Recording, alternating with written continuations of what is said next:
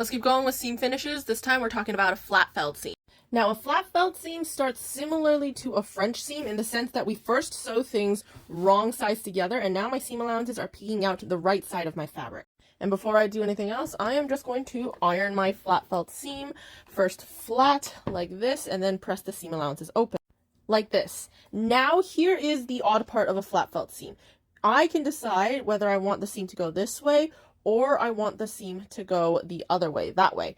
I'm going to make my flat felt seam go this way for purposes of demonstration. And since I want the seam allowance to go this way, I am going to take this side, the side when it's going this way, and I'm going to cut this in half. Like that. I'm going to take this off, and I'm going to iron both of my seam allowances this way. Now here's the tricky part about the flat felt seam. I now have to take this raw edge and turn it underneath. So here's my smaller seam allowance now. Take it underneath and then fold it this way like that. And make sure to give it a good press.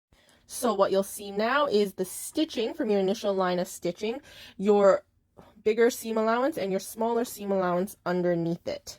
And then what I do is I go over to the sewing machine and I have to top stitch this folded edge of my seam allowance down. When you sew this, make sure you're smoothing everything out this way while also pressing this down and sewing as close to that folded edge as you can in what should be a straight line. You should now have something that looks like this on the front, on the right side, and something that looks like this on the wrong side. The thing about flat felt seams is that they're very strong because this fabric, one piece goes in and out and the other piece goes in, over and under, and then it gets stitched right here. So there's an interlocking motion happening with your flat felt seams that make it extremely resistant to being pulled apart. You also have the added benefit of a wrong side, a back side, that has no pokey outy seam allowances, so this can also add to the comfort aspect of a garment. Flat felt seams are commonly found on heavy-duty garments such as jeans as well as other workwear. Now this all sounds great, but all of those steps of sewing it and pressing it and then trimming your seam allowances means flat felt seams take a long time to do. If you have an intersection of two seams, it can also mean there's a lot of bulk happening in that one area.